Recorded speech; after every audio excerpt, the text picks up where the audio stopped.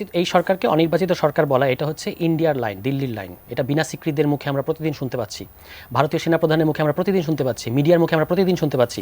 এই নির্বাচন, এই সরকার ভোটের মধ্য দিয়ে আসে নাই, এটা সত্য।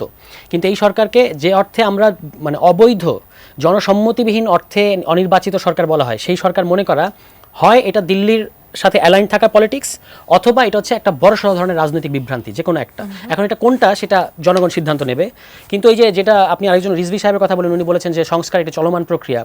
সংস্কার একটি চলমান প্রক্রিয়া, এই কথাটা গণতান্ত্রিক রাষ্ট্রের জন্য সত্য। যে সেখানে আপনি যখনই কোনো আইন করেন, আইন করা মানেই একটা সংস্কার, কারণ আইনের উদ্দেশ্য থাকে জনকল্যাণ, এবং সেটাই একটা সংস্কার।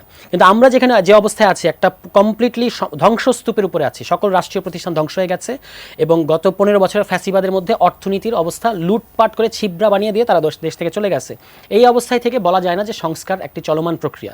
অবশ্যই কিছু ফান্ডামেন্টাল সংস্কার এখনই করতে হবে, এবং এটাই আমি আবারও বলছি, এই সরকারের ম্যান্ডেট। যদি এই সরকার বিএনপির চাপে কিংবা অন্য কোনো রাজনৈতিক দলের চাপে জনগণের চাওয়াটাকে অগ্রাহ্য করে তড়িঘড়ি করে নির্বাচন দিয়ে চলে যায়, তাহলে এই সরকার নিজেকে অবৈধ প্রমাণ করবে। কারণ এই সরকারের কাজ শুধু ইলেকশন দিয়ে দেয়া না। যদি সেটাই হতো, তাহলে আপনি 3 মাস 4 মাসের মধ্যে ইলেকশন দিয়ে চলে যেতেন। এখানে তত্ত্বাবধায়ক সরকারের মেয়াদ থাকে 3 মাস। এই সরকার যদি 1.5 বছর কি 2 বছর থাকে, তাহলে অবশ্যই তাকে সংস্কার করে যেতে হবে, এবং সেই সংস্কারগুলো কী সেটা নির্ভর করবে হচ্ছে আপনার জুলাই চার্টারের উপরে। সেই জুলাই চার্টারে আপনি ঠিক করবেন সকল রাজনৈতিক দলের সাথে আলাপ করে যে কী সংস্কার এই সরকার করবে, আর কতটুকু সংস্কার ইলেকশনের মধ্য দিয়ে হবে বা ইলেকটোরাল যে গভর্নমেন্ট আসবে তারা করবে। নির্বাচিত সরকার যখন ক্ষমতায় আসে, তারা আসলে দলীয় এজেন্ডায়, ধরুন আজকে বিএনপি হোক আর এনসিপি হোক, যারাই ক্ষমতায় যাক, তারা একটা দলীয় এজেন্ডা আগে জনগণের সামনে পেশ করবে। সেটা জনগণ যা একটা ভালো মনে করবে, তো জনগণ তাকে ভোট দিয়ে ক্ষমতায় পাঠাবে। তার মানে আপনি ক্ষমতায় গিয়ে আসলে দলীয় এজেন্ডা বাস্তবায়ন করবেন। আর সংস্কার হচ্ছে একনল হ্যান্ড ওয়াশ 100% প্যারাবেন ফ্রি, তাই নিরাপদ হাতের জন্য আস্থা রাখুন একনলে। এখন ন্যাশনাল এজেন্ডা, সকল রাজনৈতিক দল এটাকে সমর্থন করছে, সবাই কিন্তু ইনপুট দিচ্ছে। হয়তো বলছে যে আমি এই বিষয়টাতে একমত না, কিন্তু ওভারঅল যে সংস্কার প্রক্রিয়া, সেটার সাথে সকল রাজনৈতিক দল একমত।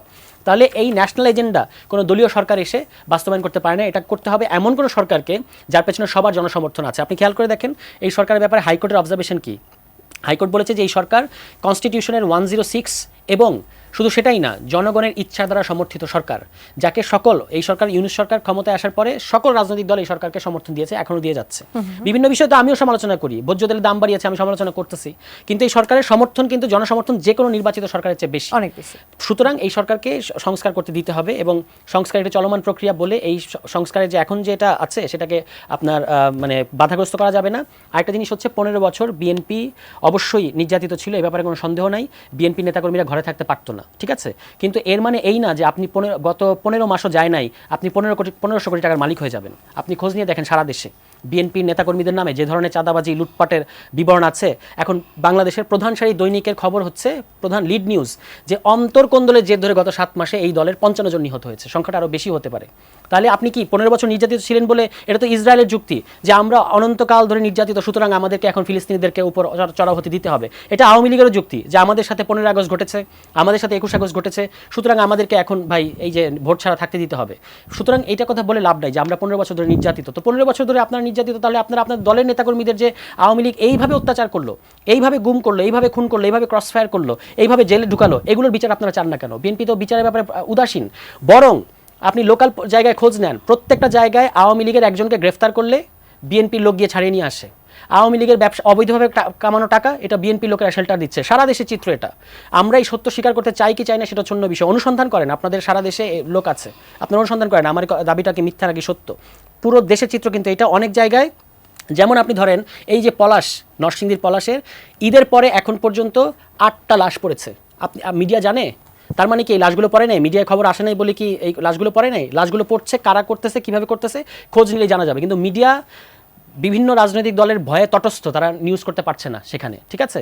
তো এই চিত্রগুলো সারা দেশে আছে। আমার মোদ্দা কথাটা হচ্ছে যে নির্যাতন, আপনি একসময় ভিকটিম ছিলেন, এটা আপনাকে এখন অত্যাচারী হয়ে ওঠা লাইসেন্স দেয় না।